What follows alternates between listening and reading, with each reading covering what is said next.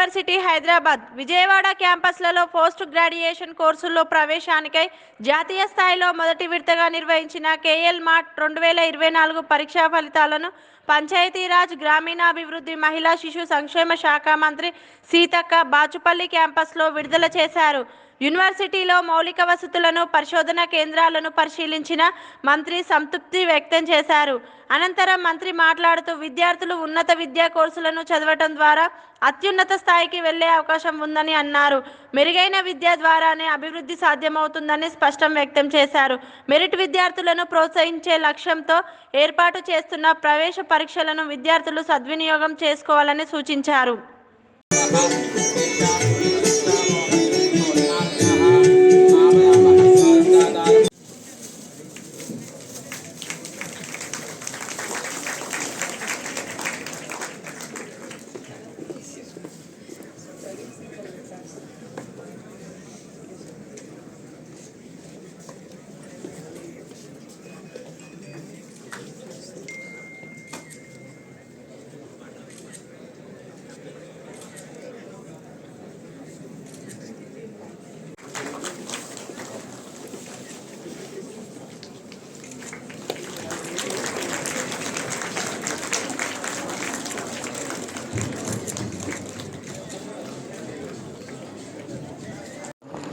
Print media, electronic media సోదరులందరికీ పేరు పేరున హృదయపూర్వక నమస్కారాలు. మిమ్మల్ని అందరినీ కూడా సమ్మక్క సారలమ్మ జాతరకు ఆహ్వానిస్తూ ఉన్నాను. అదేవిధంగా చాలా రోజుల నుంచి కేఎల్ యూనివర్సిటీ నుంచి మేడం సెక్రటరీ గారు శ్రీమతి కాంతలక్ష్మి గారు నన్ను ఈ 100 crores ఏదైతే స్కాలర్షిప్ ఉందో పిల్లలకు ఆ యొక్క ఓపెనింగ్ కార్యక్రమానికి రమ్మన్నారు. నేను కొంచెం బిజీ స్కెడ్యూల్ తోటి రాలేకపోయినా సారీ చెప్తూ, ఏదేమైనా ఒక మంచి ఆలోచనతోటి దాదాపుగా 43 సంవత్సరాల నుంచి ఈ యొక్క కేఎల్ యూనివర్సిటీ విద్యాలయాలు యూనివర్సిటీని ఏర్పాటు చేసుకొని మరియు అనేక మంది పేద విద్యార్థులకు, అదేవిధంగా మెరిట్ విద్యార్థులకు స్కాలర్షిప్స్ ఇస్తూ, అదేవిధంగా ఇక్కడ చదివినటువంటి పిల్లలందరికీ కూడా ప్లేస్మెంట్స్ ఇస్తూ మంచి యూనివర్సిటీగా వారు ఎదుగుతున్నందుకు వారిని ప్రప్రథమంగా నేను అభినందిస్తూ ఉన్నాను.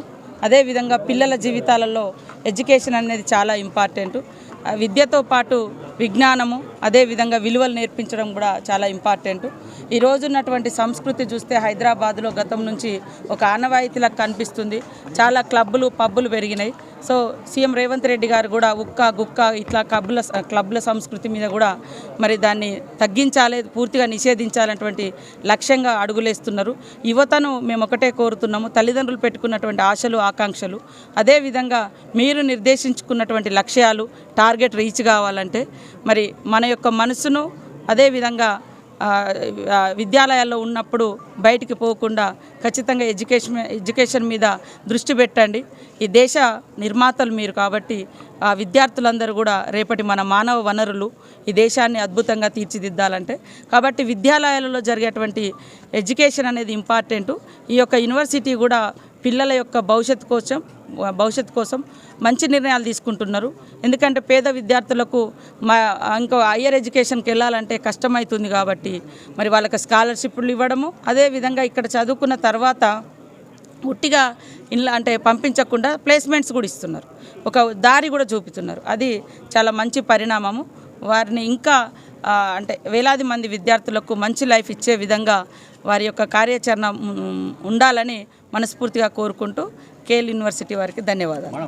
విద్యార్థులకు అందరికీ కూడా ఒకటే చెప్తా ఉన్నాం, సమస్య అనేది ఎక్కడొస్తుందో అక్కడే నిలబడి దాన్ని ధీటుగా ఎదుర్కోవాలి.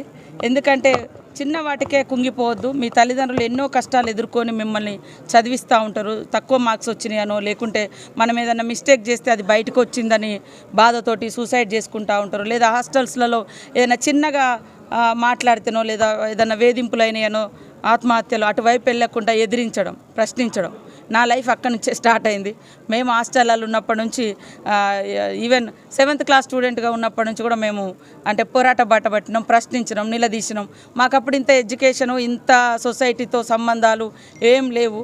కానీ మాకు అన్యాయం అనిపించింది, మేము ప్రశ్నించినాం. ఇది తప్పు అనిపించింది, మేము ఎదిరించినాం. సో ఇప్పుడున్నటువంటి స్టూడెంట్స్కి చాలా అవకాశాలు ఉన్నాయి.